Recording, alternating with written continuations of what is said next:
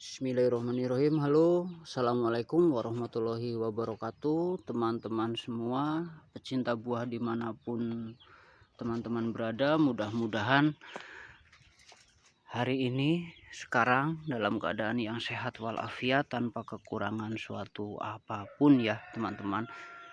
Kali ini saya akan coba sedikit bercerita tentang rostok atau batang bawah ya, atau sesuatu yang tumbuh dari biji secara umum.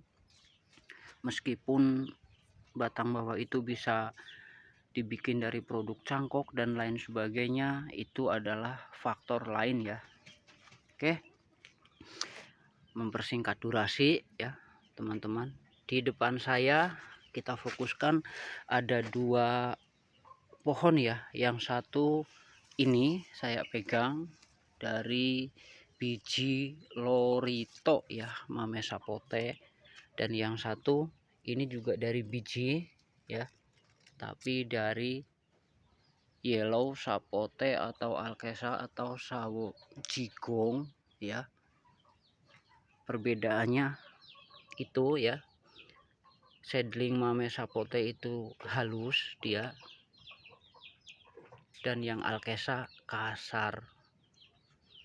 Dan ini juga walaupun sama-sama besar, dia tetap halus ya, halus. Walaupun ketika teman-teman mendapati satu pohon mame sapote sudah besar, dia batangnya juga kasar, itu cerita lain ya, kapan-kapan kita bahas seperti itu. Faktor kedua dari gambar ini, anggap yang satu ini ya, dengan ketinggian seperti ini dibanderol dengan harga di atas 100.000 ya teman-teman. Dan yang ini alkesa dibanderol dari harga mulai 20.000 sampai dengan 50.000 ya. Dari dua batang ini bisa difungsikan sebagai batang bawah untuk perbanyakan sambung susu ya. Sambung susu itu seperti apa? Ini ya, dia prosesnya satu batang seedling ini disusukan ke indukan yang sudah valid ya. Apakah kedua jenis ini bisa untuk sebagai bahan okulasi sambung susu? Bisa ya teman-teman. Di sini saya mengatakan bisa itu bukan berarti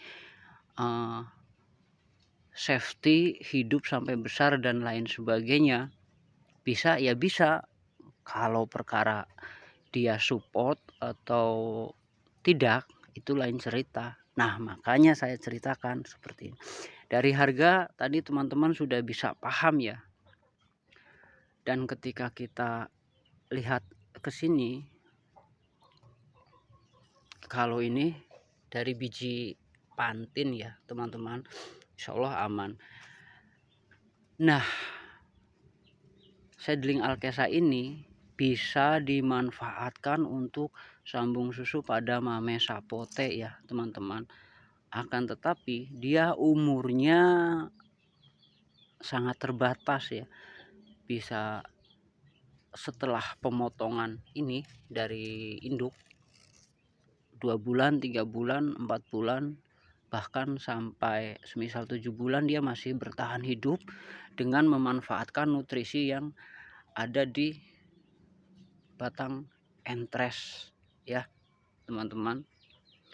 Artinya kalau kita berbicara di dunia kedokteran, itu mirip-mirip dengan kalimat disebut dengan malpraktek ya. Jadi tidak dibenar, walaupun bisa, itu tidak dibenarkan ketika teman-teman semua mendapatkan pohon mame sapote dengan batang bawah alkesa ya. Meskipun pernah terjadi dialog dengan beberapa teman-teman bahwasanya ada yang bisa tumbuh sampai besar dan berbuah dengan menggunakan seedling ini ya, Alkesa. Tetapi dengan catatan proses penyambungan itu dia tidak di atas, turun di bawah sini ya. Terus proses penanamannya dia nanti bekas sambungan ini ikut tertanam. Tujuannya apa? Biar dia berharap keluar akar di sini ya. Jadi seedling Alkesa ini dia hanya untuk penopang sementara dan bisa diindikasikan istilah sambung susu itu gugur ya teman-teman. Karena kan pada akhirnya yang tumbuh akar itu di sini sama halnya dengan cangkok. Paham sampai di sini ya teman-teman. Dari harga yang tadi saya sebutkan di awal, maka indikasinya ketika ada pohon mame disambung dengan batang bawah Alkesa akan disandingkan dengan kecenderungan harga murah ya. Semisal 300.000, 350.000 dan lain sebagainya gitu. Dan sasarannya apa? Tentunya kita ini bukan hal yang tabu ya kalau kita membahas masalah harga, adalah teman-teman yang mencari bibit-bibit yang dengan harga murah ya, atau bahkan harga mahal sekalipun ketika teman-teman apes maka akan mendapatkan batang bawah dari Alkesa ya. Karena saya memiliki beberapa data yang tidak bisa saya tunjukkan ya. Memang ada yang sengaja menjual atau mengedarkan bibit-bibit dengan grid yang saya ceritakan tadi ya teman-teman. Mereka beralasan bahwasanya itu support ya teman-teman. Tapi kalau kita benar-benar menganalisa tentang pohon, tentang dunia buah-buahan dan lain sebagainya, bahwa benar antara Alkesa dengan Mame Sapote itu masih satu filum, masih satu ordo ya, biji-bijian, atau bahkan masih satu farm ya, satu family yaitu Sapote. Tapi di titik genus dia lebih rumit lagi, tidak sedarah. Kalau pengibaratan anatomi tubuh manusia, ketika kita berbicara tentang darah, tentang gen, semisal orang tua kita itu menurunkan beberapa anak ya, ketika anak yang satu membutuhkan donor, belum tentu dari saudaranya ada donor darah yang cocok. Sampai di sini paham ya? Saya persingkat seperti ini teman-teman. Ini seedling Mame Sapote dan ini seedling Alkesa ya. Di pasaran banyak yang menggunakan seedling Alkesa untuk grid sambung susu seperti ini ya teman-teman. Usianya itu bisa di atas 2 bulan setelah pasca potong dan lain sebagainya. Tentunya dengan penangkaran atau sistem apa namanya ya teman-teman, untuk penyimpanan karantina ya, dengan karantina dengan suhu semisal lebih dingin ya dari tempat lain dan lain sebagainya, support untuk beberapa bulan. Dan indikasinya adalah ketika pohon tersebut mati di tangan kita, di tangan pembeli, maka pihak yang menjual akan lolos dari klaim komplain ya. Oh itu karena salah tanam dan lain sebagainya seperti itu. Sampai di sini paham ya? Makanya di konten-konten saya sebelumnya, untuk peminat bibit apapun termasuk Mame Sapote ya, silahkan sinkronasikan dengan pihak pembibit, pihak pengadaan barang dan lain sebagainya ya. Pastikan bahwasanya apa yang teman-teman beli itu adalah sesuai dengan karakter yang teman-teman inginkan ya.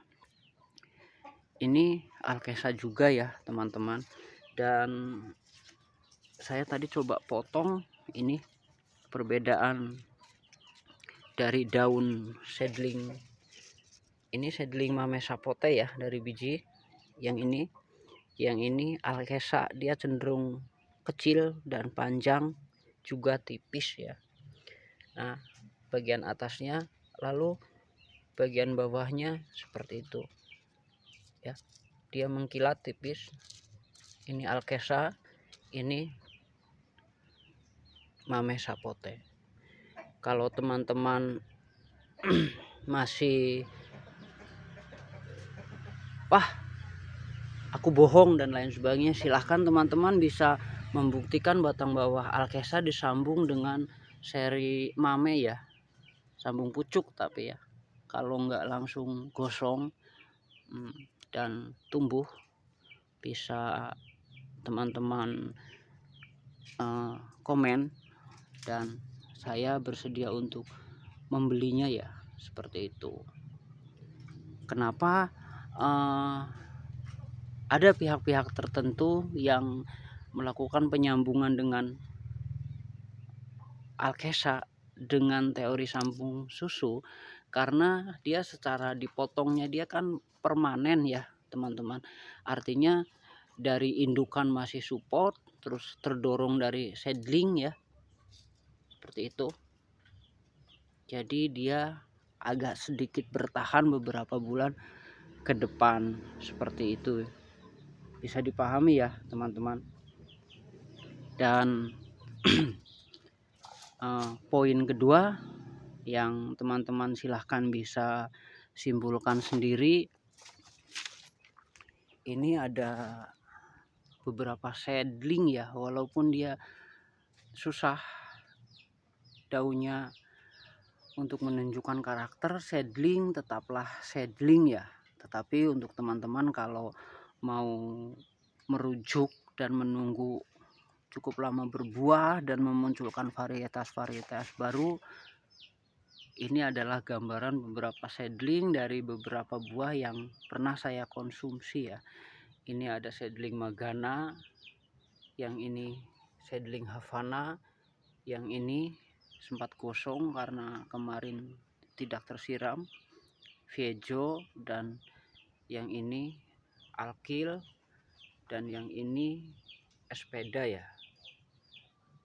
Jangan dikira saya ngarang ya teman-teman, karena begitu kelar saya mengkonsumsi buah langsung ditaruh di polybag bijinya, dan polybagnya saya tuliskan seperti itu ya, walaupun tetap judulnya sama-sama seedling ya, artinya untuk kedepannya kan bisa sama-sama kita jadikan bahan untuk sama-sama belajar, seperti itu. Bagaimana teman-teman, bisa dipahami ya? Ini seri Havana dari cangkok ya teman-teman, dan ini dia tumbuh dari seedling, dari batang bawah. Sebenarnya kalau tidak mau diadakan penyambungan lagi, ini bisa dibuang ya teman-teman. Tujuannya biar tetap support ke atas, seperti itu. Jadi kesimpulan sederhananya buat teman-teman, ini silahkan buat teman-teman yang hobi menanam bibit apapun, selaraskan komunikasimu ya dengan penjual dan lain sebagainya. Ketika teman-teman mendapati harga yang spesial, harga yang miring, itu adalah suatu bonus, dan mudah-mudahan teman-teman mendapatkan sesuatu yang valid ya, seperti itu. Dan jika teman-teman ingin topik bahasan yang lain, yuk kita sama-sama belajar.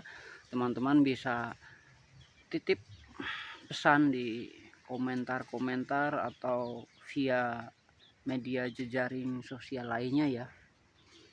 Terima kasih sudah menyimak ya. Sehat selalu buat teman-teman. Jaga kesehatan. Assalamualaikum warahmatullahi wabarakatuh.